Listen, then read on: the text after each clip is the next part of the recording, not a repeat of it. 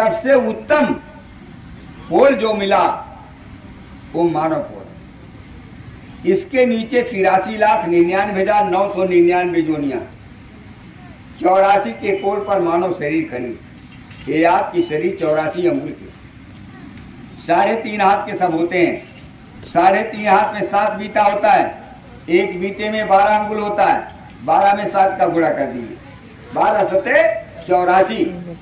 तो कबीर साहब इस चीज को लिखते हैं कि लख 84 बटकी के पग पर क्यों आए, अब की पासा ना परा फिर 84 जा।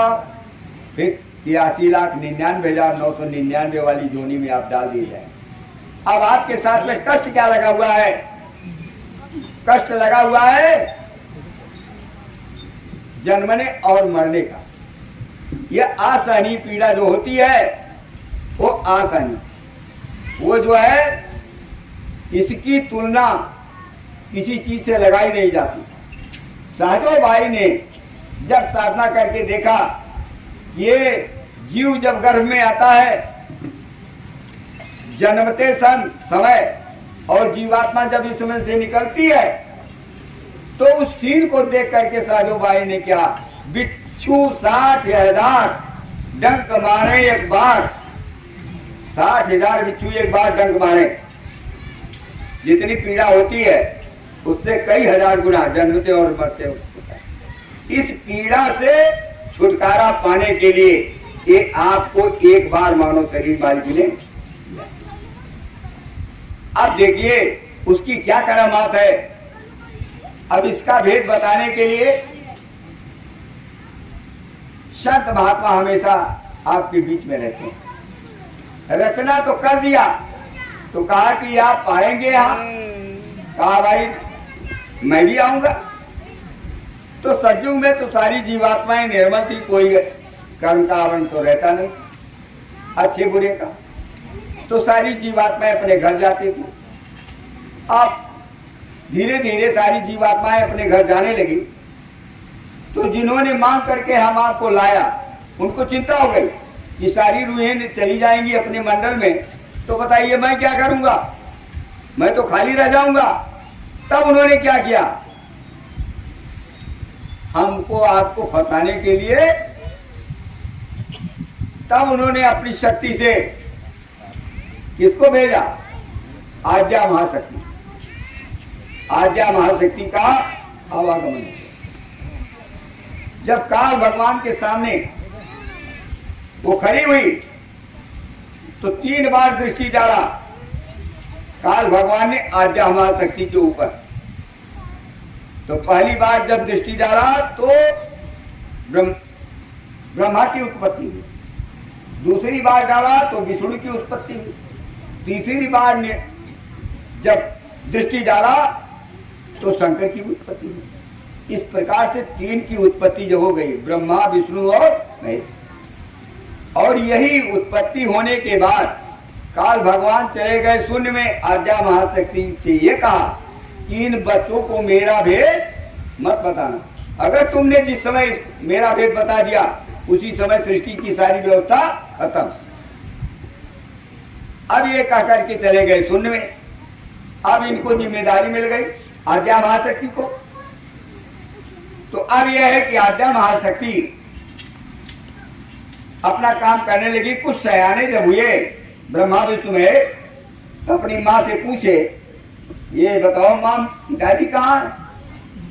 कहीं तुम जब पैदा हुए तभी वो चले गए, कहाँ गए हैं इसका कोई पता नहीं। ये कह करके गए हैं कि तुम लोग भजन में बैठो और उसी भजन में वो तुमको मिलेंगे। तो ये 3 के तीनों भजन को बैठ गए। अब आवाज उतरी तो विष्णु और शंकर को कुछ सुनाई नहीं पड़ा। ब्रह्मा को आवाज सुनाई पड़ी। उस आवाज को सुन करके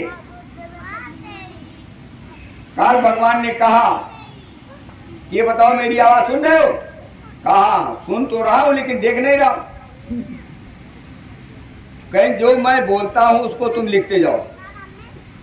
तो इस समय की तरह से कागज कलम तो था नहीं, भोजपत्र पर उन्होंने लिखना शुरू किया और लिख करके 1,00,000 श्लोक का उच्चारण उन्होंने किया। वो है हमारा वेद। 4 वेद जो बनाए गए तो 4 भाग में विभाजित किया गया 1,00,000 श्लोक, जिसमें 80,000 श्लोक केवल कर्मकांड का और 16,000 श्लोक उपासना कांड का और 4,000 श्लोक ज्ञान कांड का। ये लिख करके तैयार कर दिया। अब इसको बतावे कौन? तो ऋषि महात्माओं को आदेश दिया, कहा जाइए समाज के अंदर इसको बताइए, ये करोगे ये मिलेगा, ये करोगे ये मिलेगा, ये करोगे ये मिलेगा। सब सतयुग में सतयोगी होते थे, सतयुग जोगी सब विज्ञानी, कर हर ध्यान तनय भव प्राणी। अब त्रेता में जो है दूसरी पूजा, वहां तो जो करते थे और त्रेता में यज्ञ होती थी और यज्ञ, और यहाँ जो है व्रत पूजा उपवास। द्वापर में तो अलग अलग ये काल का समय का ये पूजा पाठ है, लेकिन हम आप क्या कर रहे हैं? सतयुग में सतयुग की पूजा हुई और वो पूजा द्वापर त्रेता में नहीं हुई, त्रेता में दूसरी पूजा आ गई और त्रेता के बाद द्वापर में दूसरी पूजा आ गई। इसका लोगों को बोध कराया। अब कलयुग में क्या पूजा होती थी? अब कलयुग में कोई तो लिखित है नहीं। कलयुग का वर्णन इस 28वें कलयुग में जब सर्वप्रथम कबीर साहब का आना हुआ, उस समय से उस परमात्मा के नाम के भेद को खोला और नाम का भेद कर करके और उस नाम को जगाया और जगा करके लोगों को बताया। और इस कलयुग के अंदर हमारे आपके सामने इसी कलयुग में एक महात्मा आए, गोस्वामी जी महाराज राजापुर में। उस समय अकबर का शासन था और जब कबीर साहब आए थे तो सिकंदर लोधी का शासन था, लोधी वंश का शासन था देश में। और कबीर साहब को इतना सताया कि वो बेचारे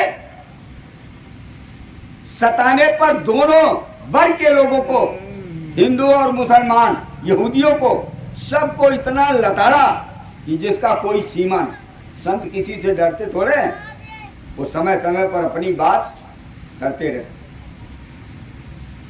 गोस्वामी जी महाराज जब आए तो अकबर का शासन था, तो ये रामचरितमानस की रचना की और रचना करने के बाद उसमें सब चीज लिख दिया।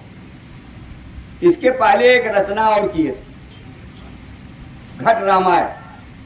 घट रामायण माने इस शरीर के अंदर सारा ब्रह्मांड की रचना को बताया उसने, इस शरीर के अंदर। और सब इसी के अंदर जितने देवी देवता हैं सब इसी के अंदर उन्होंने बता दिया। लेकिन इस वेद को कोई भी कर्मकांडी विद्वान समझ नहीं पाया, तब उन्होंने उसको गुप्त कर दिया।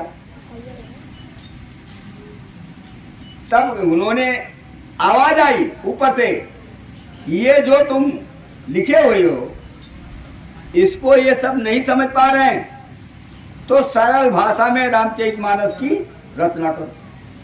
तो उन्होंने अवधी भाषा में रामचरितमानस की रचना किया।